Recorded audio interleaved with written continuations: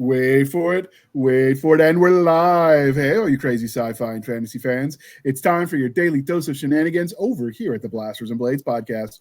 Just a couple of nerdy veterans and one chaos coordinator geeking out over our science fiction passions and fantastical fantasies, a place where magic is king, the sky is the limit, and space is the place. We are the podcast that puts the fun in dysfunction. So further ado, I'm going to say that this is Josh Hayes' fault. He jinxed me yesterday when we interviewed him because we're interviewing these two episodes back to back, and he said, "You did such a perfect read-through of your introduction." It's his fault I messed up today. He cursed me. And with that being said, Bill, can you introduce yourself to our listeners and viewers at home? Hi, I'm Bill Fawcett. I've been in science fiction for about 50 years now and a game designer for about 45 of them.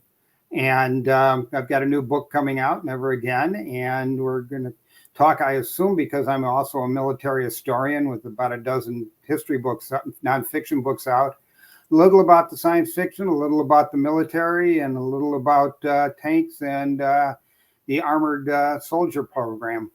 It sounds like fun. Unfortunately, I was not smart enough to realize that this was your specialty, so I didn't bring anyone to keep me on track, because when we start talking history, sometimes I just go there and let the cards fall where they may. It's not my fault when I'm unsupervised. Sometimes the other coasts are like, "Come on, JR, not everybody likes history like you." But hey, we'll them all because I love it too. Yeah, we'll just go down together then. All right, the next part of the introduction, dear listeners, how we found him, and his PR team actually reached out, and I'm glad they did because he sounds like a really swell dude. Before we get started, though, we've got to do the religion questions. Are you ready for this, Bill? Go ahead. All right, Star Wars, Star Trek, or Firefly? Firefly, not even a question. That is an excellent answer. It is a criminal shame that they didn't finish it, but I guess that also means they didn't ruin it because they didn't get those extra seasons to go stupid. So, did you watch it when it originally aired, or did you find it later? I found it when it was first released here and had to get all the shows and put them back in order so it made any sense, and then I fell in love with it, mostly because of the talent involved. Really well done in the questions, Just what was Preacher? We still don't know. Yeah, there's so many answers. I would love if they would do some novelizations in the world, but I don't think that they ever did. I was in the book business for 50 years, and we actually offered to do them. And Joe said, no, we don't want this. No, let people wonder. I don't know. I mean, on the one hand, it keeps it as a cult classic. I assume after all these years, they finally earned the money they weren't earning initially, because I presume that's why they canceled it. But man, I want more. All right. And because we are polytheistic over here at the Blasters and Blades, Game of Thrones, The Wheel of Time, or Chronicles of Narnia? I would go book-wise with The Wheel of Time. I would go movie-wise with Narnia. Okay. That's an excellent answer. Do you prefer then hopeful fiction? Because I notice, Game of Thrones tends to be a lot more grimdark. I shouldn't say this because Never Again's a rather dark view of the military life because it's a desperate situation. But generally, I like positive endings. When I did a lot of books and editing with Dave Drake, we always argued over his dark view of the universe and my lighter view of the results. Oh, you worked with David Drake? I did a series called The Fleet, edited probably another dozen of his works when I was working with Bain and other companies. Wow. Okay. That sounds interesting. So for me, I miss him. We just lost him. Yeah, I know. I just the working with him sounds like it would be a lot of fun.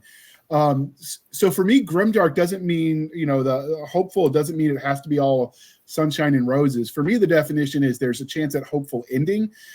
When you're in the dark tunnel, I don't want the light at the end of it to be the train coming to run me over. I want to know that there's a chance for a better on the other side to make the journey worth it. No, I'm an American, not a Brit. I have endings. I mean, yeah. Brits have dark endings. Canadians don't have endings. I have happy endings.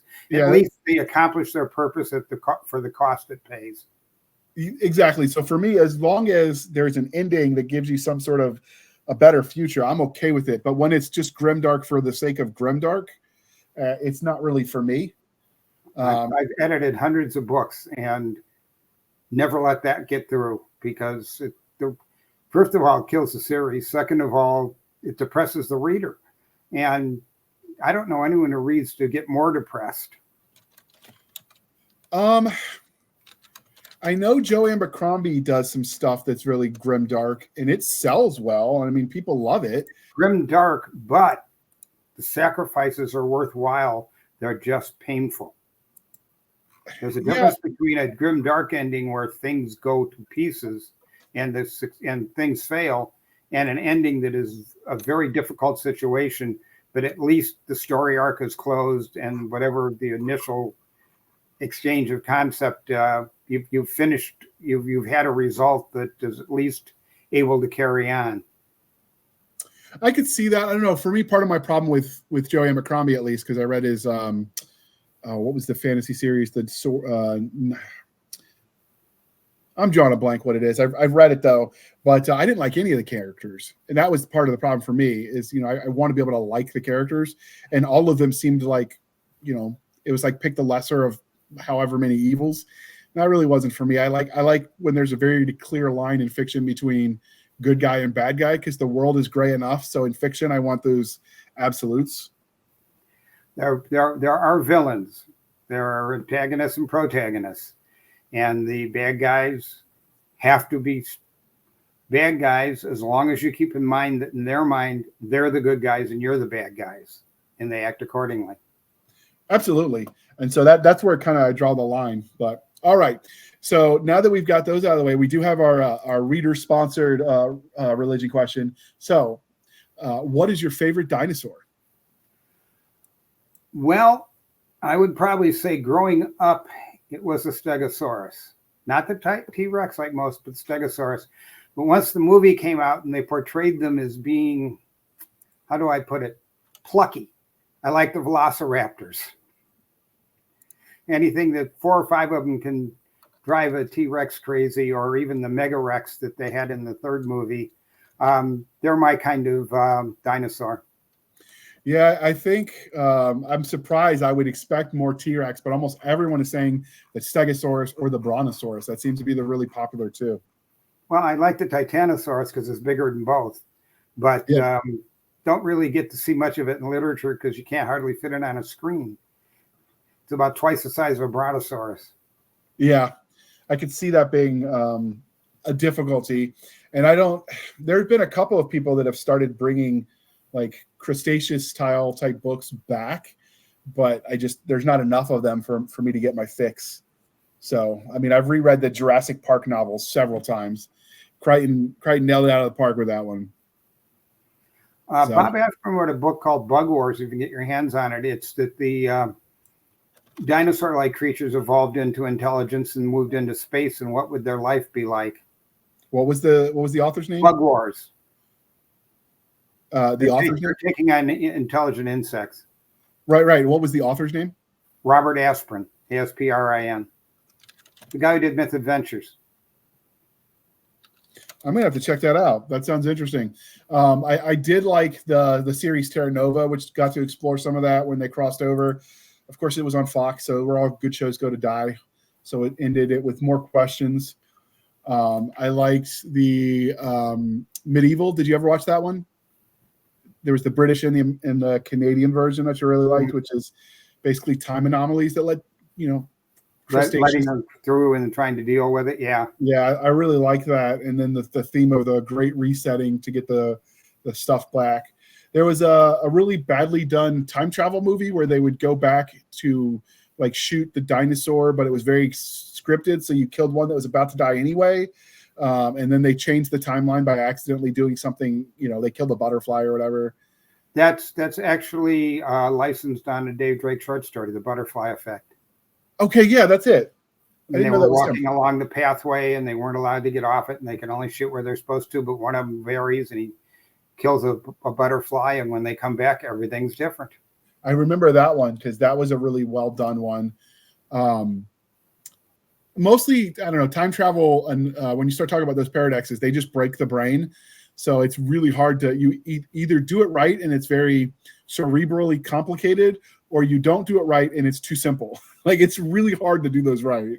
It's difficult to do it right, and it's difficult to plot something that is readable and fun when you're dealing with paradoxes. Either you're too limited or it's too wide open, and either one of them makes for difficult novel writing.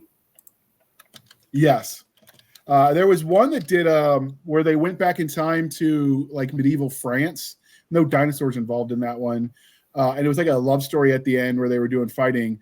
But that when they got back and excavated the tomb and found they'd been there for 40 years, that was during the 100 Years' War, and it was very nice, very fun. The effect there was that there was no paradox because you went back the whole time. That it was always there is a theory you can't create a paradox because you're already there. It already happened. So we're what resulted no matter what you do. Well, you have the other one that's if you go back in time to kill Lincoln or Hitler or whoever, if you go there to do a certain thing and you succeed, then you had no reason to go back. So you didn't go back. So it still happens, right? Like that's one of the paradoxes. I don't know. It's all guesswork at this point. By His Bootstraps by Robert Heinlein. Is that a good one? Oh yeah, it's going back, doing something, discovering the cause, trying to stop yourself, and then realizing you shouldn't stop yourself, trying to stop yourself, stopping yourself, and then going back to prevent the whole thing from happening to start with in a short story. I'm gonna have to check that one out. You're giving me a lot more to read. I like it. All right. So because we are affiliated with the Coffee Brand Coffee, Podcast Grunts is the discount code, people. Links in the show notes. So coffee or tea, sir, and how do you take it? Herbal tea and just herbal tea. So you don't add any sugar or honey or anything? No, I eat enough candy to get fat. I don't need extra help. We worked with some Brits when I was in Iraq, and they literally stopped in the middle of the day to have hot tea. And I'm like, dude, it's 140 degrees out. Drink something cold. One of the biggest problems for medics and units in the Korean War and World War II was the habit of the British giving tea to anyone who's wounded as they're being taken out in order to calm their nerves and soothe them and everything. But it wreaked hell with stomach wounds. Oh, yeah, I could see that. Wow. Yeah, but so the Brits were really weird about that. I mean, we worked with them. You deal with it. It was just a culture shock. But we give them cigarettes. I'm not sure that was better for them in the long run. We don't even do that anymore. We put instant Folgers coffee. That's the extent of your vice in the MRE now. No more Lucky Strikes. I can remember when there were three Lucky Strikes in every K ration. One of my instructors when I was in college was a Vietnam veteran, and he still smoked Lucky Strikes because that's what he had gotten as his brand. And I was just surprised they were still in business, because you tend not to see them at gas stations or wherever you buy your cigarettes, but he somehow found them. So maybe he had them. It's not a big brand for him anymore. Yeah. But all right. So tea, herbal. How'd you get into that? Is that something you've always liked? No, that's something my wife said, you really should be drinking this. It's good for you. And since I always do what she who must be obeyed says, I tried it and discovered I like some of the different brands. And so now when I order a hot drink, it's herbal tea. Okay. Nothing wrong with that. There's no right answers, no wrong answers. So you've been in the book business and in the creative industry for several years. So how did you first get into all things kind of nerdy with the sci-fi and the fantasy and all of that? Well, I've been playing war games since the 60s, the old Avalon Hill games. I mean, I'm so old, I was excited when hexes were invented for gaming. Oh, you predate T&T. What? So your gaming interest predates Dungeons and Dragons. Oh, by far. And then when that was starting to come out, I wasn't involved until just about the time the first book set was just coming out. I'd been playing Micro Armor with them. I mean, you know what TSR stands for? It's Tactical Studies Rules, and it was for micro tank rules, Micro Armor rules. originally the company was founded for, and chainmail and the fantasy supplements continued under the same corporate banner. But that's how, and I used to play miniatures with them. I was a big Napoleonics miniature too, and knew a number. So when the fantasy game came out, one of that original group, a gentleman who worked for the IRS, in fact, so we had to be careful, began bringing up these mimeograph pages that were for the expansion. Well, it turned out it was D&D 2. And we began gaming, and then I began DMing and was involved with it ever since. And by the time things got rolling about 76, 77, I got involved. I walked in and said, "Can I help here?" And I was working part-time with Dragon Magazine and did something in the first 45 issues. Had some real fun with it. Did one that got me in a lot of trouble. I did an article on integrating angels into your fantasy world with stats, which if you've got stats, that means you can harm them. And I got to say, some fundamental people didn't like me for a while. And then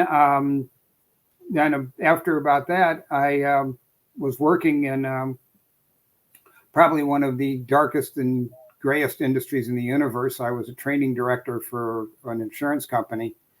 And I took a 3/4 pay cut to go help found Mayfair Games with a couple of friends. Never looked back, and been working in my industry ever since and loving it. So you know some of the OG creatives over there at TSR then? Yeah, I just got back from GaryCon, those of us that are left. In fact, my wife is Jody Lynn Nye, the author, and when she was 19, she was dating Brian Bloom, the president of TSR. She typed the DMG Player's Manual and Monster Manual for Gary from his handwritten text. Interesting. I had notepads. I had the privilege of $1 a page, and he never even gave her a copy. That's rude. I had the privilege of working with James Ward, so I've heard some of the stories about the old days. Jim was wonderful. He was great. He was a lot of fun. Him, Frank, Skip, Mike, all the guys. There are so many stories we can tell about things that happened. And Kim Mohan and Joe Orlowski, Tim Kask at the magazine too, when we were just finding our way and trying to figure out what to do. And, you know, we'd sit on Tuesday and go, we got to go to press Thursday. Somebody figure out something we can put in the center of the magazine that's something other than an article. And we'd throw something together that was fun, and people go, hey, that's cool. And we're going, it took a lot of beer. I still don't know. So the week that James passed away, he had mailed me. He's like, hey, you got a package coming your way, JR. And I'm like, cool. And it gets there, and he spent whatever it cost to mail this. It's literally just 64 Crayola crown box. I have no note, no reference. I have no idea why he mailed me crowns. I'm sure it was the beginning of something intricate, knowing Jim. Yeah. So now I can't even ask him. I'm like, I don't know what the heck you were doing, but it's just one of those things. He was a good man, and he was never-endingly creative. And he endured a lot. I learned more about like writing fantasy from him than I did for my 4-year undergrad as a creative writing is my English focus. I mean, it was a wealth of knowledge. No observation on academics that I can make in public. I wouldn't disagree with you either. So what kind of games did you make when you founded your own company? Because obviously, you know, you were doing something slightly different than what TSR. Oh, yeah. Well, we started with some inexpensive little bag games at $3 each, and then we graduated into box games. The one that put us on the map is when the war in the Falklands started, and we created a simulation of it, and we had our game out before the British made it to the island. And that got me some very unpleasant headlines in some English papers, too. This game insults our dead. Got me a lot of drinks in Irish pubs, though. I bet. After that, we did some licensed things. One of the reasons I knew David is because we did Hammer Slammers, and we did Carolyn Cherry's Merchanters War, and we did Forever War from Joe Haldeman, and Sanctuary with Robert Asprin that I mentioned before, which was the Thieves World turned into a board game. So we did a lot of board games. We did some that were play-to-play, like the old Avalon Hills. We did a lot of cooperative games. We were doing some of the first cooperative games where all of you played against the game or all of you played against one person. And then later on, after we got kind of upset by being knocked out at the end of Rail Baron, on a drive back from a con in Michigan, we created the Empire Builder series, where you drew your track, and that was very popular. And we did like 9 of those railroad games. They're still pretty popular out there. After that, during that time, we founded the Rolaids line, which were another beer-inspired name, but there were role-play modules and supplements. We did over 150 of them eventually. Everything from dwarves and elves to various adventures. I did the first one, Beastmaker Mountain, where I tuckerized about half the staff at TSR at the time. So when you were doing these, were you using the D&D rule sets, or were you making up your own? Oh, no, this was very definitely for the original box set. Okay. And then D&D too. Okay. And then they were marked suitable for use with, but not approved by TSR, use with Dungeons and Dragons. And there was a big lawsuit, and we won it. We shouldn't have, but we did. Okay.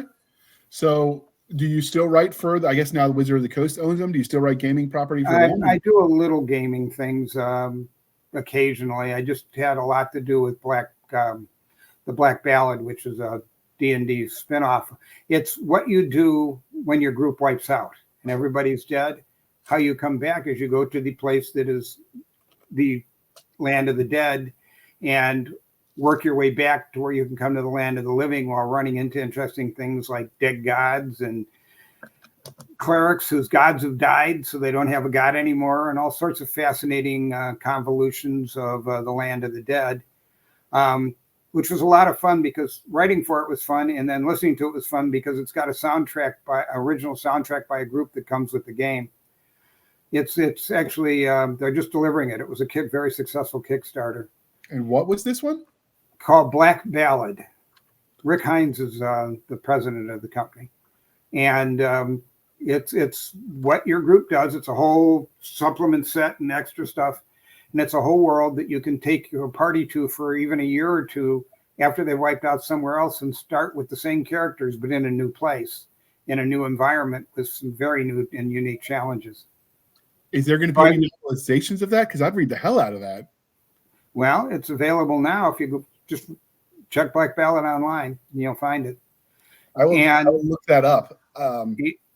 Yeah, I recommend it, obviously. I did a lot of it too. And then I did online gaming, and I had a software company for a while. Did a RPG for AOL that was out about a week before they shut it, all their gaming division down. It was really, they spent like $1.5 million on us doing it, and then shut it down a week after it was released. It was kind of disillusioning. Worked with New World on the last of the Zine games, and actually wrote the script for the one that was never done. You probably don't even remember those. They were from the 80s. We're going way back now. Did some more role play games. The AOL game was in the 90s. And then after that, I got mostly involved in science fiction books and literature. I worked with publishers, and I created the worlds for, edited, and got writers to write in about 500 books worth of worlds for about 20 years. And that's how I made my living, as sort of an adjunct editor to a number of publishers. Nice. Good job if you can get it. Yeah, like I said, in 1980, I walked away and took a 3/4 pay cut to work in my hobby, and I've never looked back. I think it's great.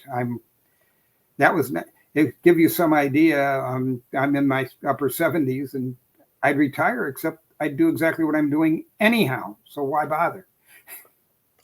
Absolutely. So, I mean, I like all the stuff you're talking about. I'm going to be looking up some of these short stories you mentioned and some of the games. I'm about to restart my gaming group, and so I was looking for something new to try. So, we'll have to check it out. When you're not doing, obviously, because we talked about this in the pre-show, you're not only doing the gaming and the fiction. You also work as a military historian. So how did you get into that? Always been an interest. I've been studying and writing articles on military history since the 70s. I think my first one was the cavalry plane at Austerlitz. I'm very interested in the Napoleonic period for a variety of reasons, mostly because it's a transition from the old to the new style of war, from from the formalized war with little armies to the national conflicts, and the change of tactics from basically a musket you can fire once every the flintlock, or even slower. And then by that period, you're suddenly looking at large formations and things that can fire rapidly enough to stop cavalry for the first time. And artillery's become a queen of the battlefield. So it's a fascinating period where they hadn't always figured it all out right away. And some of the armies took longer than others. The Prussians had to get handed their head about 3 times before they decided to adopt some new tactics. But then they did so with a vengeance. And became very effective by the end of that period. So that always interested me. And then I went on, and I've done a couple of histories, worked in a civilian position during Vietnam, and got to know eventually a number of the SEALs that served in like from 68 to 72.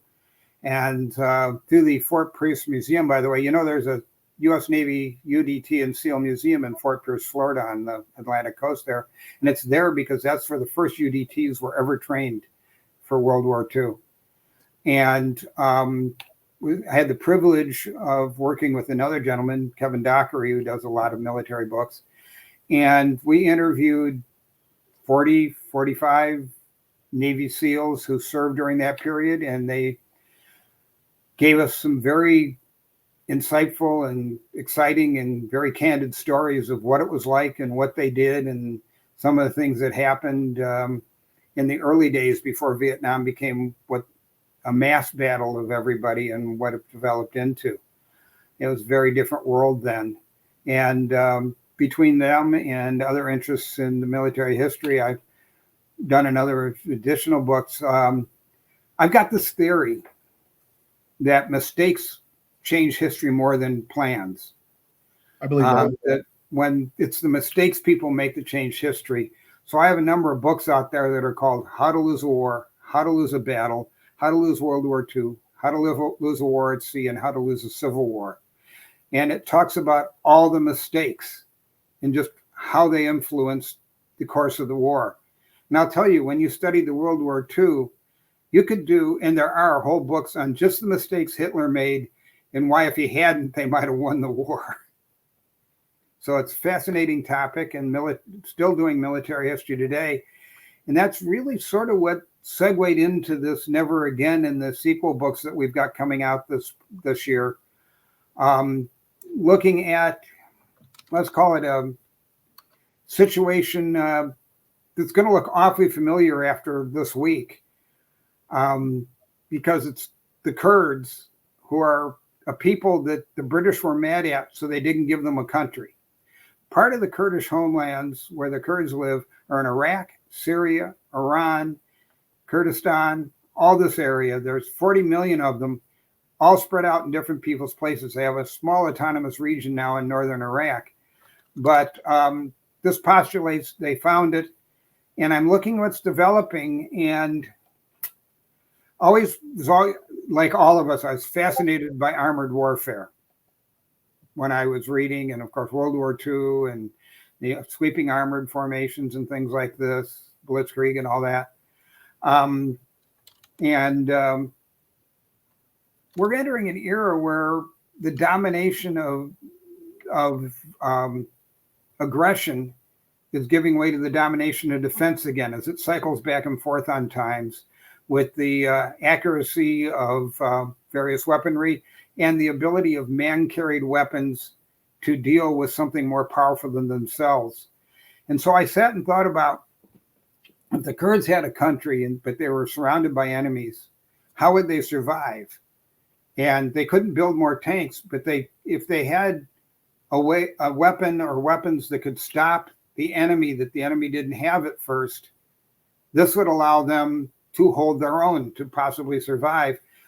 So I took, excuse me, the super soldier program? I'm aware of it, yes. The powered suit. They really were beautiful. They would work great. You could carry 400 pounds, run 30 miles an hour, as long as your extension cord stayed in. Yeah. That's the bottleneck of most modern technology is the ability of batteries to be compact. If batteries had developed, like say capacitors or phone chips had developed, we'd be able to run a car on something the size of our thumb, because they haven't had a major change in 20 years. And we're due. My entire life, we've heard that cold fusion was just 20 years away too. So I'm still waiting. Yeah, me too. I'm 42, so I want my flying car. Disney promised me when I was a kid. Have you been to the Fort Eustis Transportation Museum? They actually did the jetpack. They built one in the 50s. The problem is the weight to carry it was so much for the minimal flight time you got that it was a tactical hindrance more than it was any benefit to the actual soldier. So they just canned it, but they've got it. I don't know if it inspired the Rocketeer series, movies, comics, and all that, or if this was inspired by that IP. But it had a lot of resemblance to it. Rocketeer's from the 30s. So then it was inspired by the Rocketeer, not the other way around. Yeah, the modern movies is a spin-off of old Buckethead. He was a 50s television program. Okay. And the guy wore a helmet and flew around with a backpack. We used to call him Buckethead because but basically it was a bucket with eye holes. It was low budget. They all were. The book postulates that a genius creates a battery that makes him work. Okay. And he isn't accepted many places. And DARPA is told to quit doing it. So they turn their prototypes over to the Kurds, who combine it with this battery and create a way to survive against a hostile world around them, particularly first the Iranian and then in the second book, Syrian, and third book, Syrian invasion. And you'd be surprised. I'm embarrassed at the parallels from Never Again, the first book, and what Israelis seem to be facing now. Yeah, we stay away from the political because it's just, I don't care if you're, left, right, or commie, like whatever, your money's green. It's not fun. I want to escape the real world. Absolutely. But I will say from just a historical geopolitical, we made lots of promises to the Kurds among other allies where we didn't really uphold our end of the bargain. And having worked with some of them while I was in Iraq, it was just, I could see them having reasons to be bitter and act in the way you're describing. Just, assuming history doesn't change up until your point of divergence. Oh yeah, no, absolutely. So what I've got is, if I've got a working power suit and a great battery, then I can put a tank killer on one arm, at least from the sides and rear. And it makes for an interesting adventure, especially when there's a limited number of them trying to make a big difference. And it's after that, it's a cross between heroism and courage and frustration in many ways. And it's a story of the people, of course. It's not about the weapons. It's about the people and how they, in the Peshmerga, which is a Kurdish military, cope, basically. There's that old expression, God made man and woman, Sam Colt made them equal. When the pistol first became, more compact and, shell casings. I imagine that same is going to be true when you start throwing in powered armor too, because the disadvantage sometimes that women have is they're smaller and they're not as strong. Smaller but stronger because of power armor. Now being smaller can be an advantage because they can get in tighter spaces, but they're stronger than the unaugmented because of power armor. It creates some interesting dynamics without, escaping into the implausible. Absolutely. In fact, one of the this is sort of a cross between hammer slammers and something that Harry Turtledove would do, in that we have multiple points of perspective. Okay. Through the book, you follow 4 or 5 different people for different aspects of the war, including the commander-in-chief in the first book. And one of them is Nisty, and she develops through the book. She starts as a sergeant and ends up as a general in book 5. So because she's just as good as anyone else, even at 5'4" and tough. And the other group that powered armor would make a big difference too? Who's that? No more mandatory retirement. Oh yeah. If your armor is going to carry you, you can be a little achy and tired, but if you're a smart warrior, you're still going to be tougher than most people. The one thing that I will say, when they've run into this problem a lot, every time they've done something to make equipment lighter, so you think, okay, the soldier's going to carry less, they just give them more to carry. So in aggregate, if you look from like what they carried in the Roman legions to what we carry now, the weight has never gone down. Like Caesar's mules carried approximately 60 pounds, and their nickname for a legionnaire was the mules. Caesar's mules. And today we're carrying 45 to 60 pounds again. And I don't think it's more if you're light infantry. Napoleon's troops were given approximately 50 pounds to 55 pounds each to carry, and then they pulled a wagon with food in it. So I think that's just universal. And once you get the powered armor, at least it's easier to move your stuff. Yeah. Well, we have some of the stuff now where we've got it's essentially controlled by like an Xbox controller, and it's essentially like a six-legged dog almost is what it looks like, where they use it as a mule essentially to carry stuff. You factor that in with your powered armor, and you can carry a lot of reloads too. Oh yeah. You've got those, and you've got drones that can carry ammunition. They're big enough. And it makes a big difference. We try to encompass a lot of that, although it's still a story about people in a desperate situation and dealing with it, because that's a good story, and it gives you insights into the people as well. So just, from a terrain perspective, normally the Kurds were northern Iraq. Did you give them that region as their national borders for their country, or did you move them around? Because they're northern Iraq and eastern Syria and northern Iran, and that's basically the core on Kirkuk of it's based on reality. In fact, almost all the technology except for two things on the suits is functionally created today or being developed today and works enough it could do it. The batteries, and we give them a anti-tank weapon on the arm that's basically a small rail gun, and in reality, I don't think we can get a railgun under 8 feet yet. I mean, if you have a strong enough battery to compensate for the smaller capacitors, you actually could with modern technology. Although firing a railgun's a real problem because it's going out at such velocity. Think about the kickback. Oh yeah, I was just picturing that in my head. I was about to ask you how you compensated. The soup you plant your feet and your soup freezes solid for about 20 or 30 seconds to absorb the impact. Okay. The problem is it's just like the old wire guided or laser guided anti-tank weapons from the 60s and 70s. That means you're staying there in plain sight of the enemy after you fire, unable to move.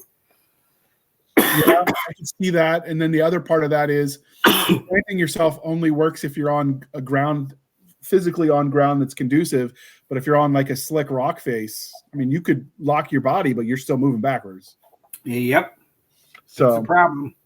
The reason I asked about the terrain, because there were talks about moving them all over, like making them their homeland move to different parts of Iraq where they thought it might be easiest to set up. So we were all over the place originally and what our plans were. Yeah, no, they never moved. Good. They never moved. The only thing that happened is Iraq and Iran went up and grabbed most of their oil fields.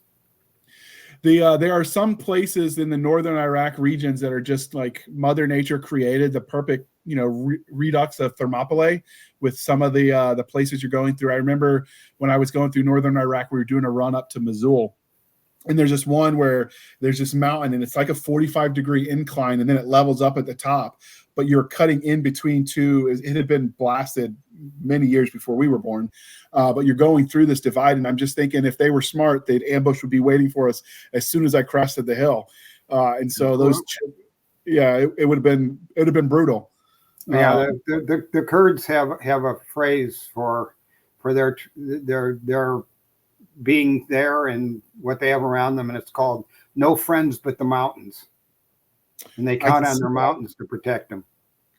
But yeah, and if you stop a convoy in the right place or just any soldiers in movement, you trap them in place by you take out the front, take out the back, and they're not going anywhere, and you can pick them off at your leisure. And when you have height as your advantage, it allows you to shoot farther too. I mean, we've shot 2-mile sniper kill at this point, but he was from such an extreme elevation. So you give that to your wire guided tank killers, and suddenly they might not even be visible to the naked eye at that point. Yep. It's very much a matter of terrain, and the terrain like that is what let them stop ISIS. And before that, the British, and before that, the Russians, and before that, everybody back to Alexander the Great. Saladin was a Kurd. I did not know that. Saladin was a Kurdish general. They were considered elite troops in the Persian army or the Ottoman army. So I'm going to want to dive in, but we're going to pause for a moment while we play the commercial, and then we're going to dive right in because I want to hear about these characters and what you're doing, because I know I'm going to go buy it as soon as it goes live, which will be the day we're airing this, because this is right up my alley. Like, you're hitting all the right nerd buttons, sir. Well, thank you. April 19th. All right. Alien Days is a multi-author anthology with thrilling tales of aliens, invasions, artificial intelligence, friendship, deceit, and extinction.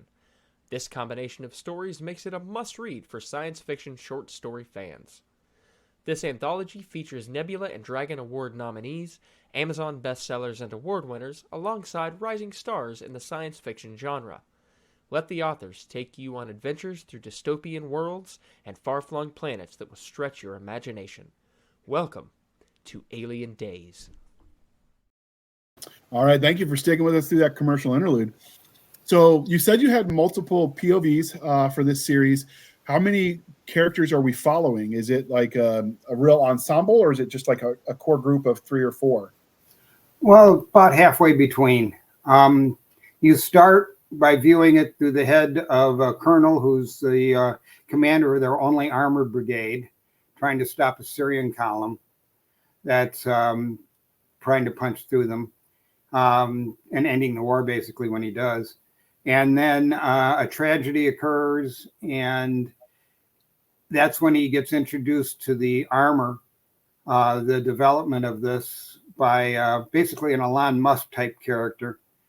And you see some from him, and then you see some from the point of view of older top sergeant who knew him when he was a lieutenant and was his father's aide before him, etc. And then you go into the Iranian attack that occurs on the Kurdish Republic. And in that, you've got views of 3 of the people who are wearing the suits. You've got him, and you've also got views by the villagers who are part of the Peshmerga militia, who are having to stop troops with just what their smaller weapons and holding the mountains, which we discussed. And then you've also got a character who is a major who's in the line trying to start the bulk of the army so that the powered armor guys can get around on the flank. So I'd say there's about 7 points of view. It's not too confusing. And then the final point of view is the security chief for the president of the Kurdish Republic, who basically is, I won't ruin it, but let's just say he's sent off to take out the main character that was commanding the powered suits because the president feared him. And instead he gets converted and becomes his security man, because if he could get to him, he needs better security. So we've got basically 5 different combat points of view, plus 1 scientist point of view, and 1 guy who's sort of behind the scenes watching what's going on. So when did you start writing this series? About 2 years ago. So sat phone, the Starlink was around at that point in time. So do you factor in the ability of modern cube satellites as far as to enable communication in regions that were previously unable to get reliable comms? Oh, absolutely. But I also factor in the fact that if you're sending a signal, someone can locate you. Okay. And that's a problem. So what we use is something that is available, but we moved it up a little bit. And that's burst broadcast technology. Okay. You put the message you want together, and then it goes out in a fraction of a second every couple of minutes, and then goes to everyone else, or every 2 or 3 times a minute, so that it's hard to pinpoint a single location of a person and then you have fluctuating frequencies so that it's hard to keep following them. And of course, in book 3, the problem is somebody figures out how to do that, and they have to find a solution that helps them to continue to have their advantage of mobility and firepower. They're basically heavily armed light infantry. They're not armor. They can't stand toe-to-toe with a tank unless they're on the side and he doesn't see them at first. And they do find a solution. It's kind of an interesting one. I won't give it away. But let's call it confusion to the enemy. Did you have them using, was it for the Syrians, are they using the Russian-made stuff, or did you set it far enough into the future that you could? American-made. They got American-made?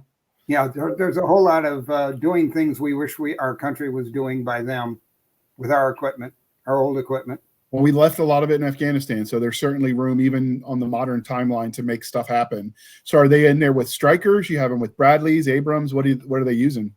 Well, not counting the powered suits, they have a regiment of Abrams. They have about a large number of Bradleys. They have a number of fighter aircraft, although aircraft, again, are a little hazardous to be up in for a number of reasons, as they found out in current wars. But their favorite thing is they bought all the surplus A-10s the United States Air Force and Marines and Army had. And that's the core of their airstrike capability, the old A-10s, the Warthogs. Okay. And they love them. There's no reason not to. So we're recording this on the 14th. It's airing on the 19th, just for point of reference, April 14th, April 19th, for people listening in the future. In the news yesterday, it was announced that the British military fired a laser into the skies to take out satellites for the present conflict in Ukraine, which, if you had told me the day before I read that article, I would have told you that was science fiction. So are you able to incorporate some of the new developments that are literally happening faster than we can track? Are you just making assumptions? No, actually, we try very hard to incorporate existing, or even in some cases dumbing down existing so that we aren't telling anything. I have a co-author on a couple of the books, and he's a 24-year veteran. Actually, I have two co-authors, and she's also a 20-year veteran.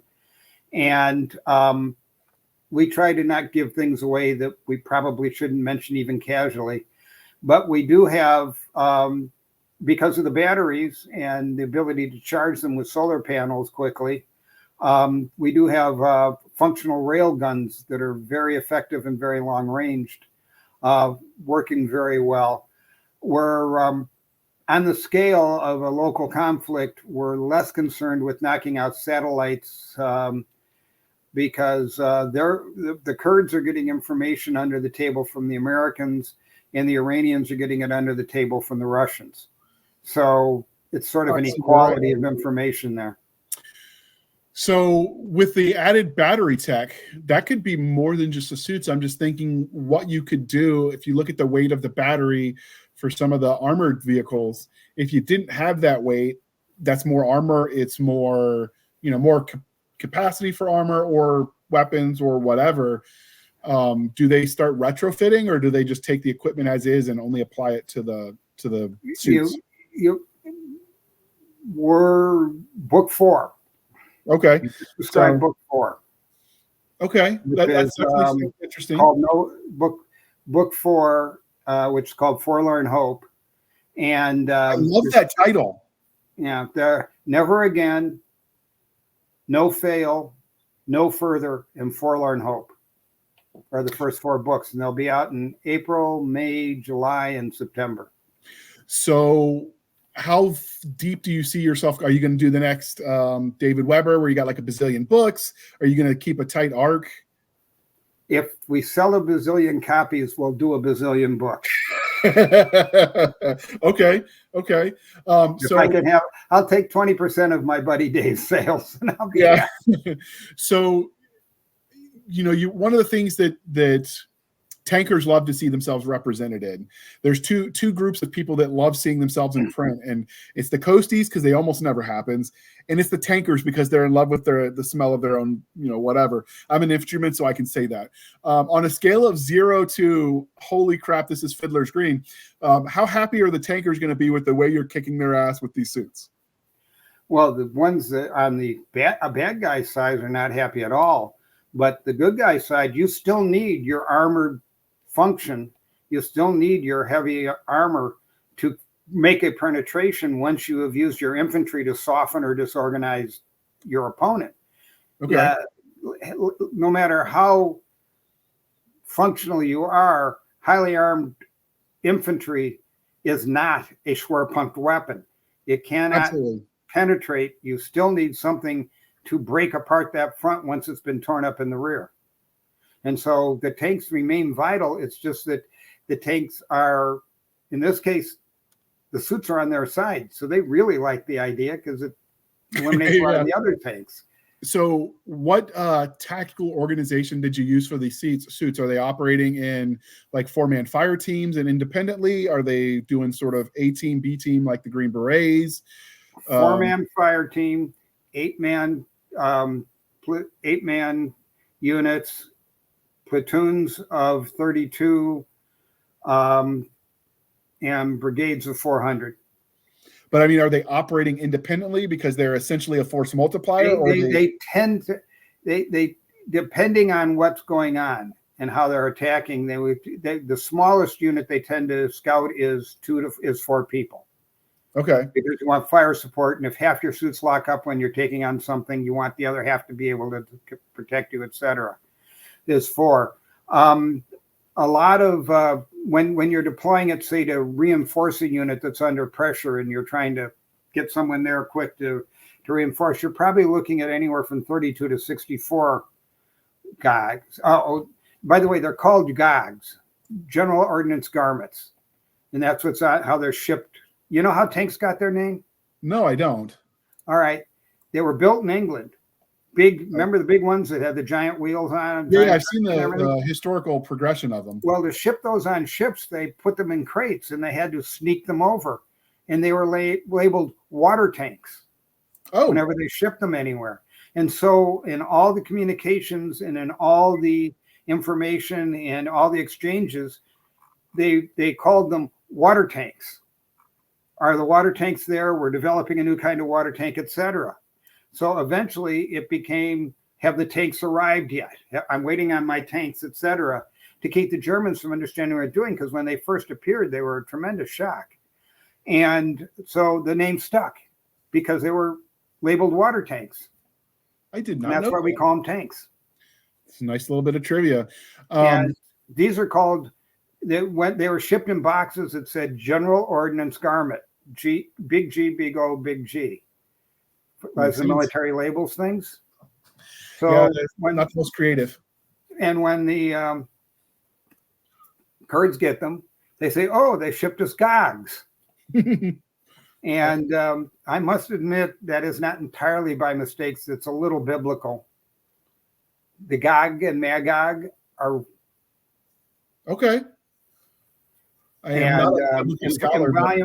volume 5, the massive armament General Ordnance Garment, the Magogs appear, and that's what you're asking me about when we start making use of other weaponry and put them in things other than bodysuits.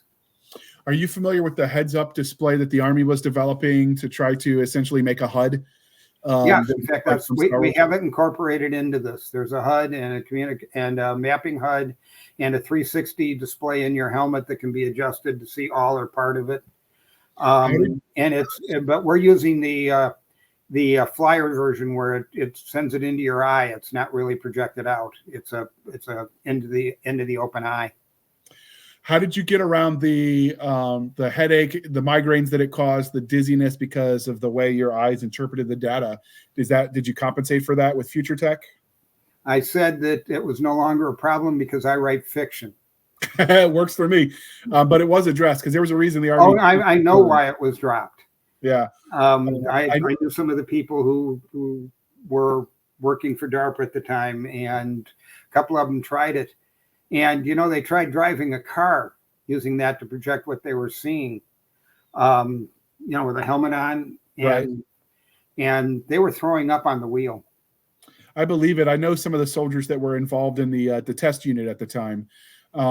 Did you incorporate NVGs then with the night vision capability to give them that as well? Night vision, infrared, magnification, and outline retention, so that you can, the rifles, you can lock it on an outline and pull the trigger, and it'll stay on it, even it'll move to it instead of, right. Well, we include that, we power that in the suit, so that one of the things you can do with your small caliber weapon is pick 4 or 5 targets out and then start shooting, and your arm sort of moves on you to go to that, because we're putting several hundred servos in every unit.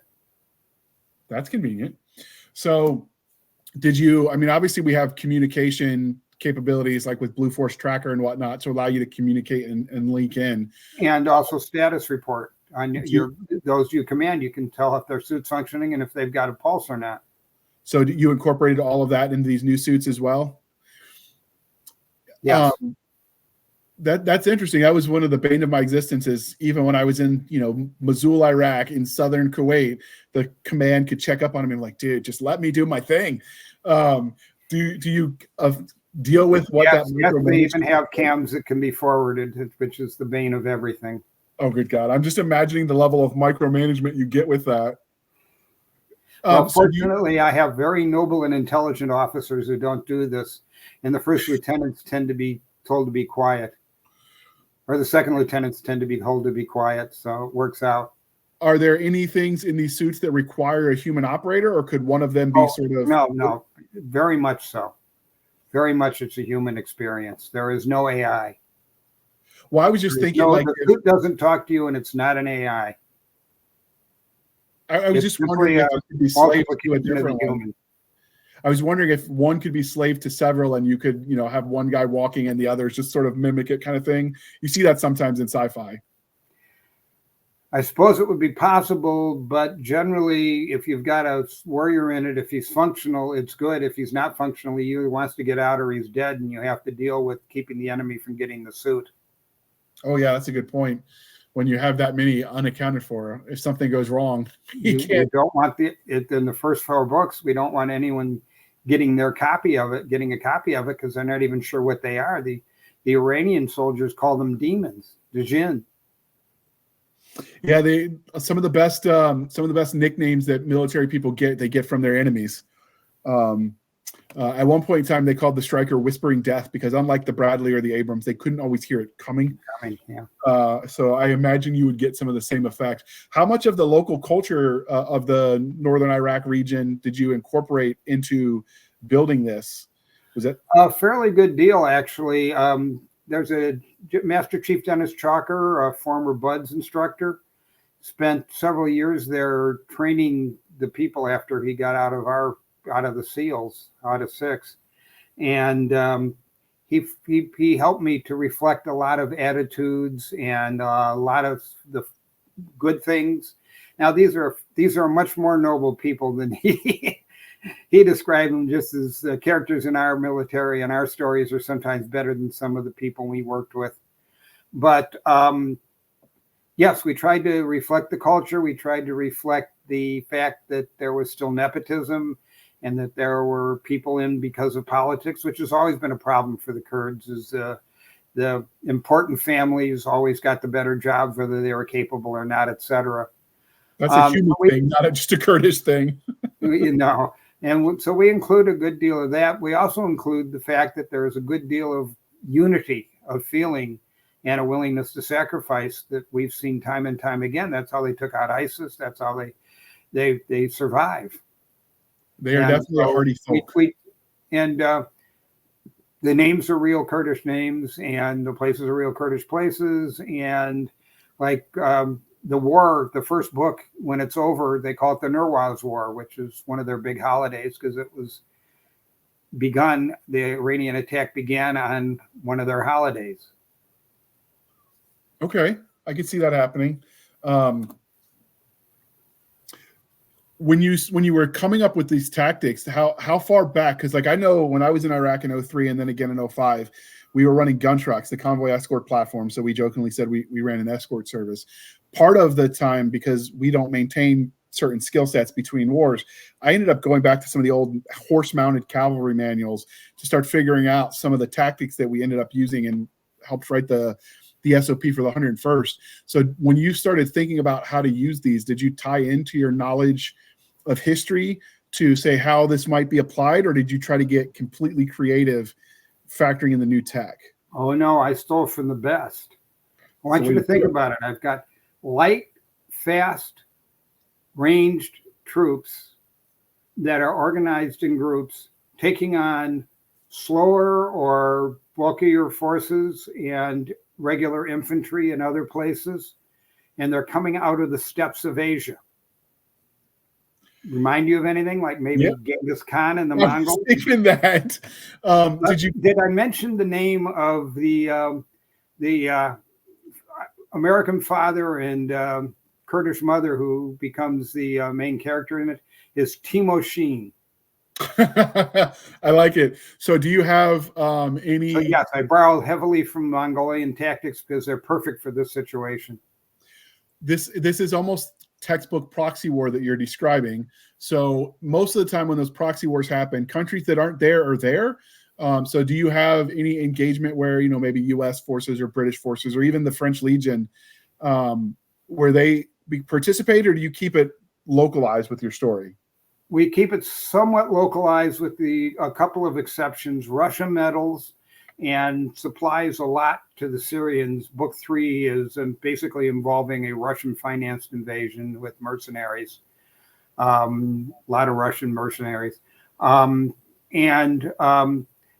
There is American support, but it's not directly and completely with the government. To keep it from becoming a world scale thing right away, we make Russia as crippled as it looks like it's going to end up anyhow. China having internal problems, and the United States going isolationist, which is why they turn the suits over when they don't think they'll work to the Kurds. And a lot of people who are disillusioned with that end up supporting the Kurds one way or another. So sort of like Ukraine had the Foreign Legion that sort of showed up, you kind of did the same thing? Yeah. There's Book 3 has a very distinct section on that, where there is the master sergeant who worked with DARPA, who helped develop the suits, comes over to see how they're doing and has gotten to know of a bunch of the new people, and particularly some that are volunteered from other countries. He's there as an observer. He's in one of the suits because they wouldn't let him go up without it. And then they come under fire and he has to make a decision. He's an American soldier. We're not at war with Syria in this book. What does he do when the people he knows and cares about are being shot at and he's carrying all these weapons? And he has to make a decision. I would not want to be in that position because I know what I would do, generally speaking. That's it, but there are some pretty strict laws about being in one army and fighting for another when you haven't been told you can. Absolutely. So it's quite a quandary for this gentleman in this story.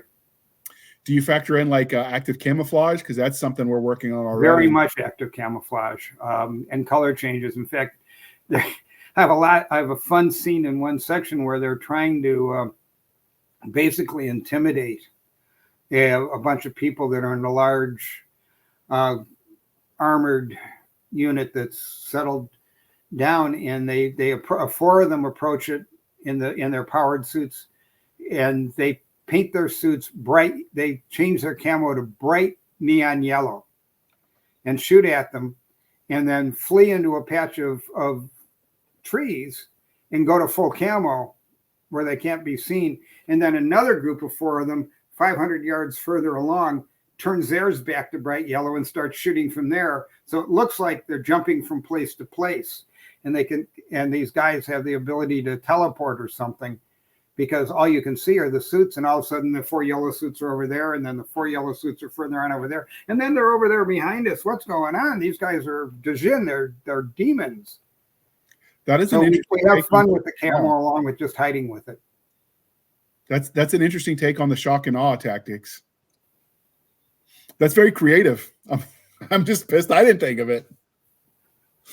So when you write these books, because obviously you're writing tactics, did you do the sand table approach to map it out, or you just keep track it all in your head from your years of wargaming? Hand-drawn maps. Okay. I can see this. We also create our own timeline. The entire books are done by location and date instead of chapters. The chapters are broken down into sections by location and date. And the dates start on year 9, the 9th year of the Kurdish Republic. That makes sense. Makes it easy for you not to get pinned down and have the books kind of lose relevancy. Yeah, I mean, they'll never be obsolete. Yeah, I'm just thinking like technically Demolition Man, which was the far future, is next year. Mm-hmm. And you know, some of that stuff doesn't age as well if you're not careful. Team Yankee, excellent armor book, doesn't age well because of, you know, it was written for the time. And so you've kind of guarded against that. I like it. Are these books going to come out in audio? Yes, they'll be out simultaneously, and probably about a month after release, they'll be out in audio. So are you doing this with Bain, or are you doing self-publishing for these? Chris Kennedy Publishing. Okay. I'm aware of him as well. So right now there are the books that are coming out. You've got at least 4, because you've mentioned that, you know, hopefully they keep selling so you do more. It's a 12-book arc if we do them all. Do you foresee potentially, you know, using your experience to turn this into a gaming module? Because that would be fun to play. Yes. The answer is yes. Absolutely. In fact, we've talked about an armored combat role-play game where you're in one of these suits and you have to pick your equipment, and it's sort of like a short-term near-future mech warrior. Yeah, I'm here for it.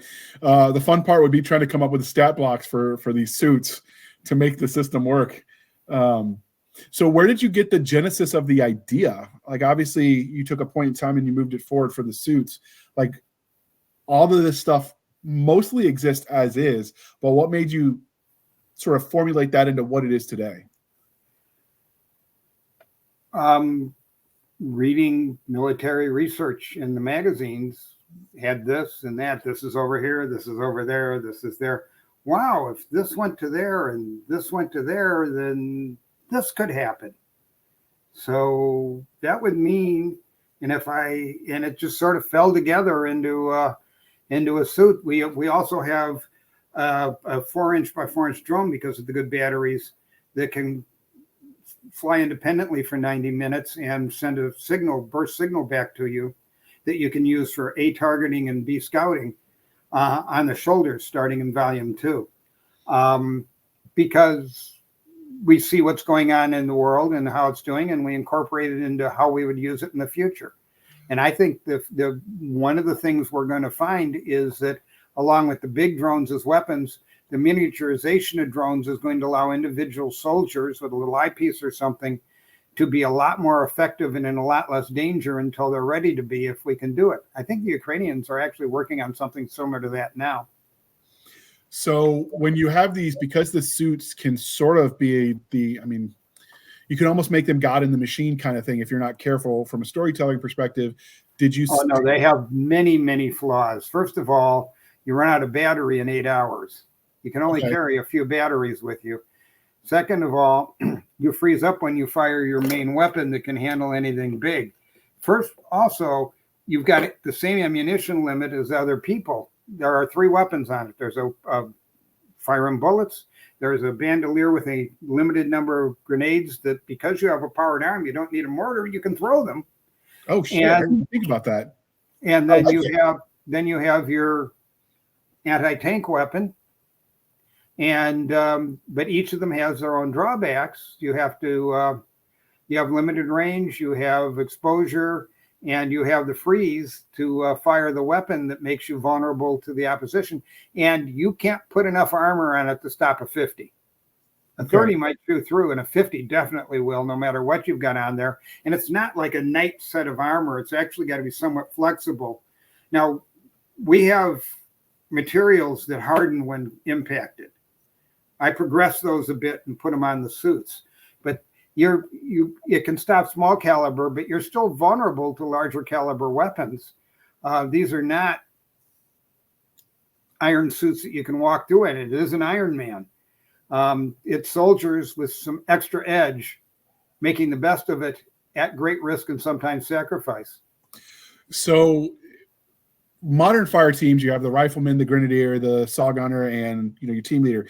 Do you keep that kind of specialization, or because each suit works is currently independent? We're going to that in the 5th volume when we're going to introduce a range of weapons on it. We actually begin with it in the 3rd volume, where we talk about some specialized weapons for use up close against tanks and whether they'll work or not.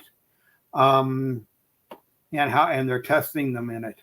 And then we're also looking at some area weapon stuff that you would do on it, where you could basically put out, if I can throw grenades, I can throw half a dozen frag grenades that are electronically set to go off in the air. It's a whole lot like a certain piece of outlawed munition right now that we can't drop, but have. Yeah. You could also quickly deploy, like, I'm just thinking like claymores and such as well. I mean, something similar. Oh, yeah. Lots of that. That is quite possible and is done. And also, if you can run 30 miles an hour and jump 20 feet, you're real good at demolitions. I bet. So when you are writing this and you're doing the testing, did you work with, aside from the Navy SEAL that's retired, did you have like a team of military experts, or just rely on your own, historic training, which I would argue. I ran everything by at least 6 different people on a regular basis of how would this react, and is this right, and is this what would be done, and am I doing something stupid in this firefight, that kind of thing.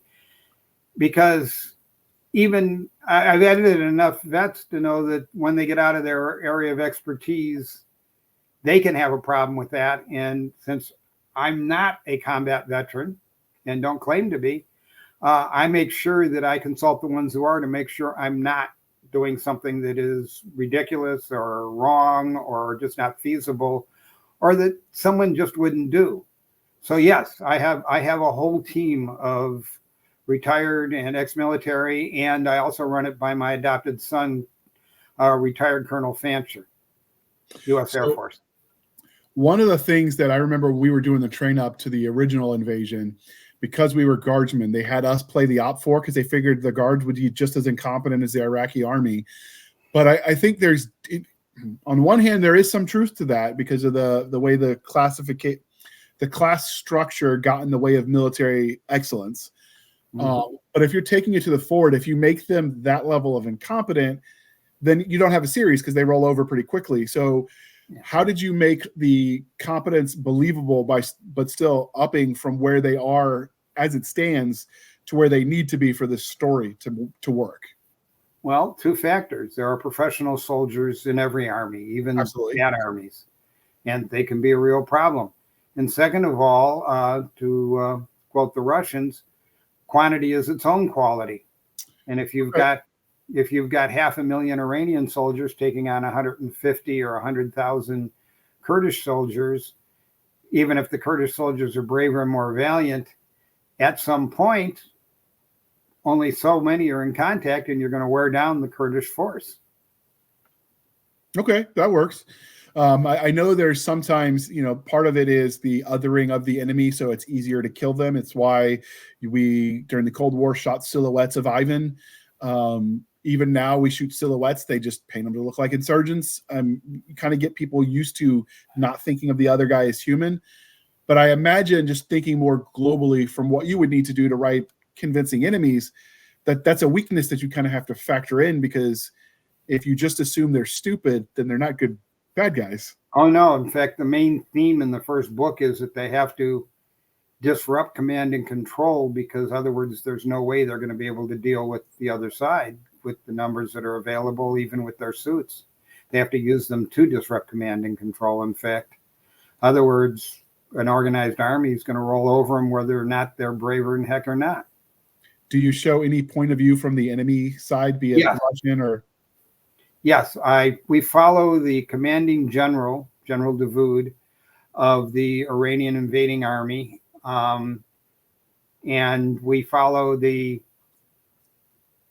person who is organized and supplied the mercenaries in the third scenario. And in the second scenario, which is basically, if you beat the Iranians up but don't invade them, the next thing they're going to do is dump their nukes on you. Yes. And they have to stop that. And you see the point of view of each of the locations that the GOGs have to deal with, how their commander deals with it when half the army is denying they exist and the other half scared darkening their pants about them. So we get a number of looks, and then we drop back to General Davoud on a regular basis, who is the head of the bad guys for the first two books. That's the one thing that's got the Kurds would have going against them in this scenario is when they're in the mountains, they have tactical advantage, but Iraq and southern Iraq is very flat and makes great targets if you control the skies. So Western Syria. Yeah. So it gets interesting. Did you have fun at factoring in how to compensate for that? Well, the flat basically means you have to form a defensive position. You can't count on the mountain to defend you. You have to find somewhere, rivers, hills, mountains, not hills, mountains, but buildings, cities, etc. And the main effect the mountains have in the first book is the fact that it's a force multiplier that allows the well-armed and supplied militia, who are the veterans and the local villagers, to stop a significant force of Iranians, because they have to come down the valley and deal with them. And they have to use their artillery to drive them back, etc., drive the Peshmerga back, etc. So it gives the militia a more realistic role in slowing down part of it.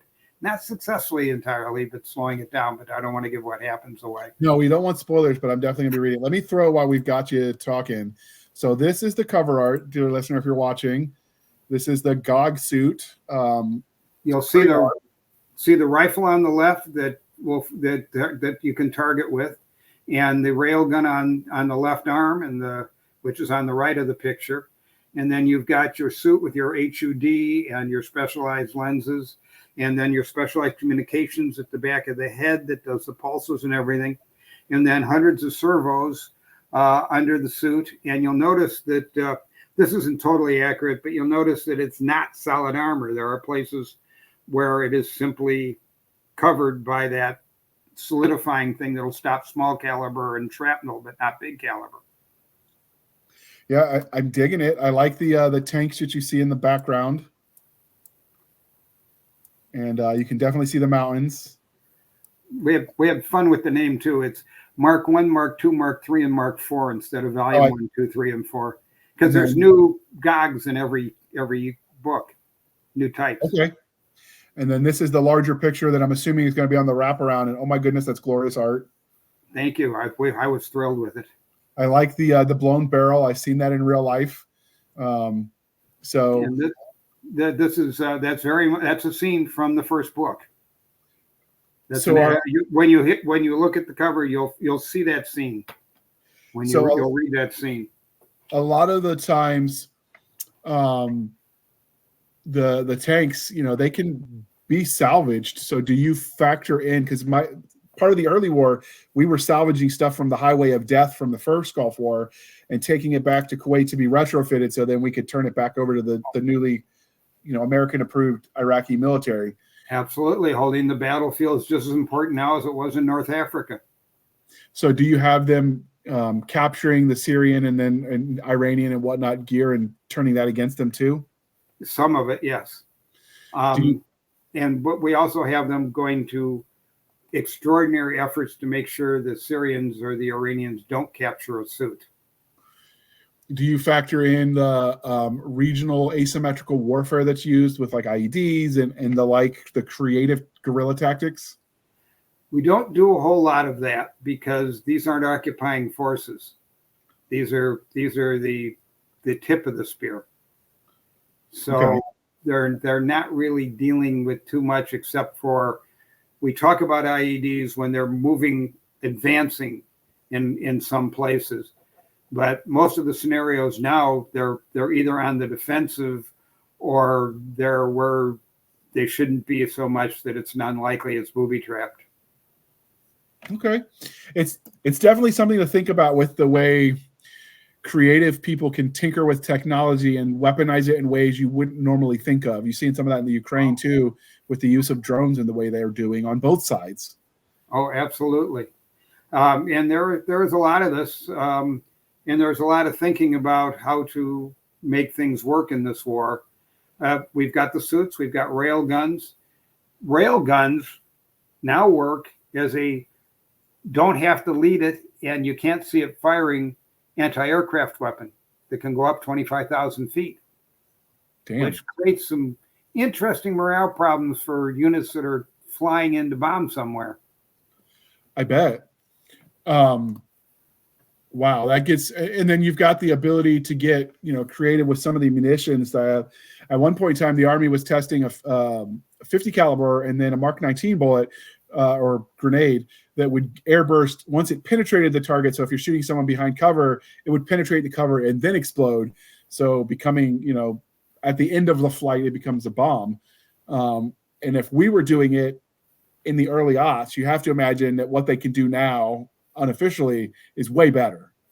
Oh yeah, the shrapnel concept is being regrown and being used for penetrating bunkers and stuff. The main problem we have with it now is the material. It's difficult to produce, and we're having enough trouble just producing the regular stuff we need. Yeah. So your 12-book arc, does this end with an independent, obviously you can't give us spoilers, but do you end with the war ending and, happily ever after for now? Is that how you kind of foresee it going? Does any war ever end with happily ever after?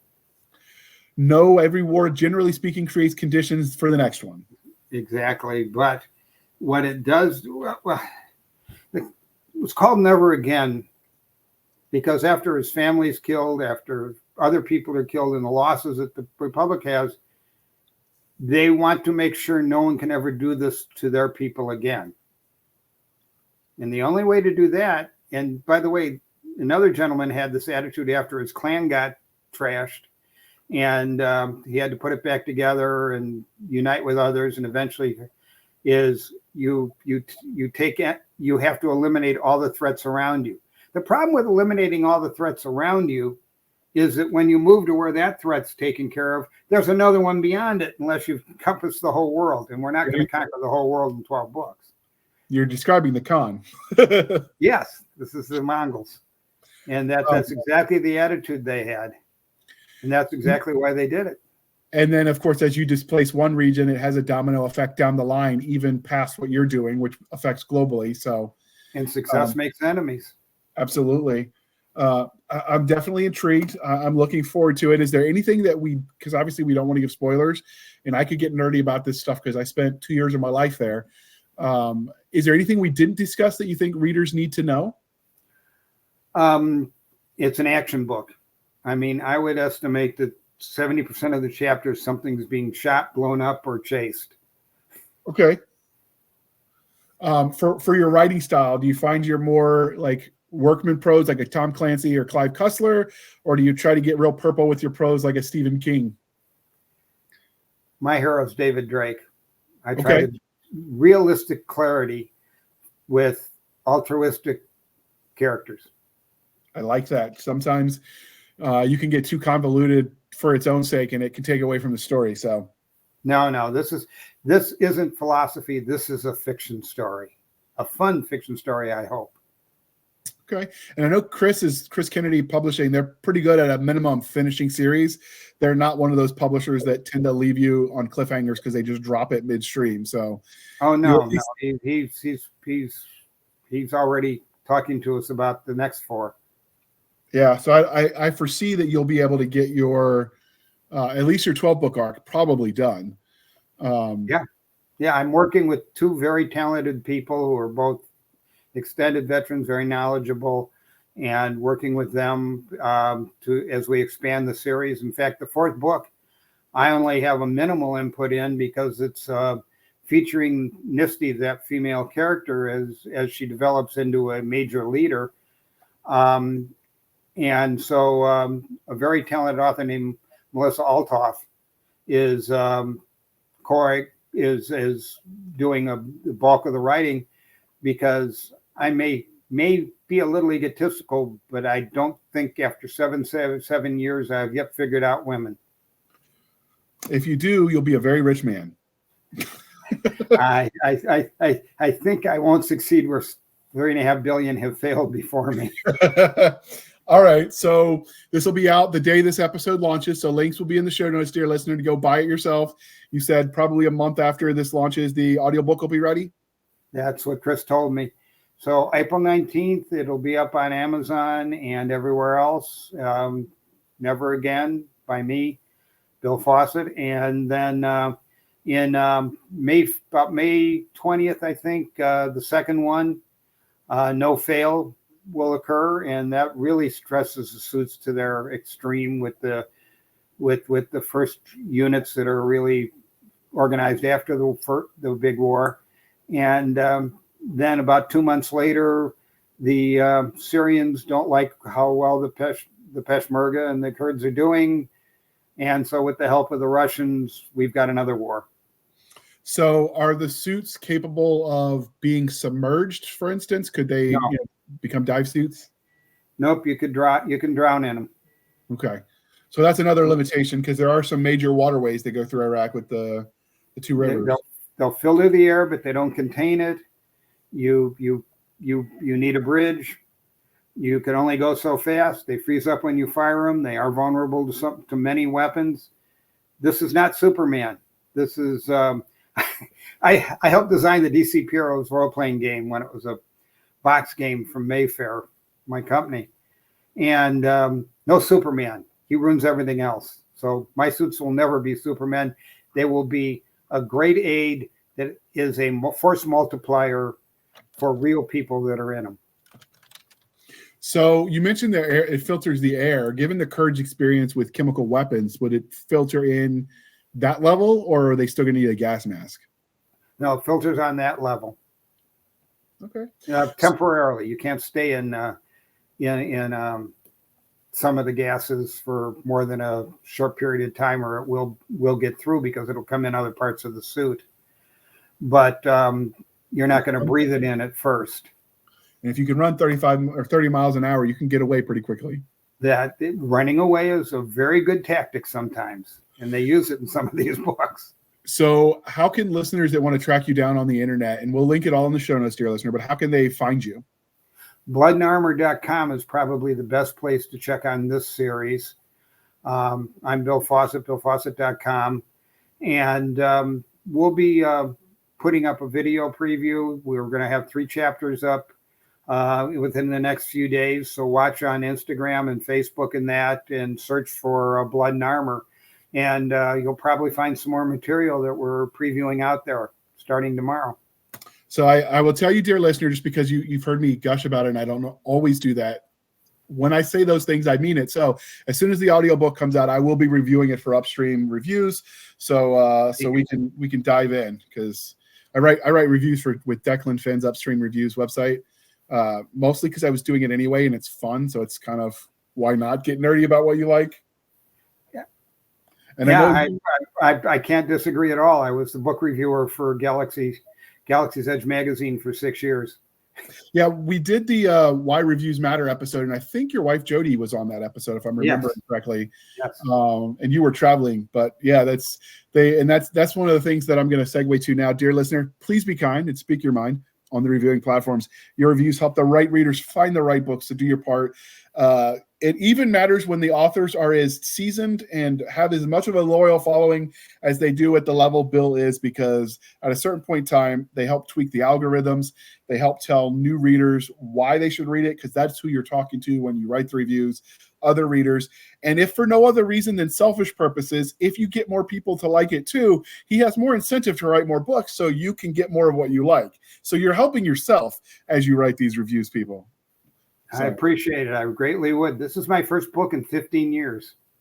What were you doing in the meantime besides the historical work? Were you doing games? Working as an editor and editing, helping people to put a number of other books out for major publishers and other publishers, and designing games. Editing is hard work too. So, all right. And you can find us, dear listener, on our Linktree, linktr.ee, Linktree/Blasters and Blades podcast, where we link to all the things, the BitChutes, the Rumbles, the YouTubes, the TikToks, the Twitters, our email, Blasters and Blades podcast at gmail.com, for professional purposes only, people. We have our Blasters and Blades Facebook group and Facebook page. And more importantly, we have Madam Stabby Stab on the Instagram, Twitter, and email. Send all the shenanigans her way, but, user beware, because she will make you cry, but that's not our problem. We have our website at anchor.fm/blasters tack and tack blades. Again, anchor.fm/blasters and blades. I will say that will be changing soon because Spotify is requiring us to merge into their platform. As soon as I get that to work, the technology hates me. We'll get the new website up and running. We'll get it to you as quickly as we get it. But on that website, you can help keep the lights on by donating as little as 99 cents a month. Or you could support us more directly at buymeacoffee.com/author J.R. Handley. Again, buymeacoffee.com/author J.R. Handley. Be sure to put in the comment section that it is for the podcast, and I will keep my co-hosts duly caffeinated. They will drink until the coffee pours out of their eyeballs. And maybe they'll film it so we can see it. Thank you for spending some of your precious time with us. For my absentee co-host, I am J.R. Handley, and this was the Blasters and Blades podcast. We'll be back next week at the same time, where we'll indulge our love of nerd culture, cheesy jokes, and all things that go boom. Thank you for coming on, Bill. This was a lot of fun. Thank you for having me. I did not expect to be as intrigued by the concept. I'm like, sci-fi, I'm there. This was up. We'd have done this sooner if I had known, because this is an awesome concept. Well, we can always come back around 3 or 4, and I'll fill you in on all the explosions in the meantime. Absolutely. And if I could find any panel topics around future tech, we might have to drag you back for those too, because we do a lot of those panel topics. I'd be happy to. All right. And with that, I'm going to hit the end button, dear listener. Thank you for stopping by.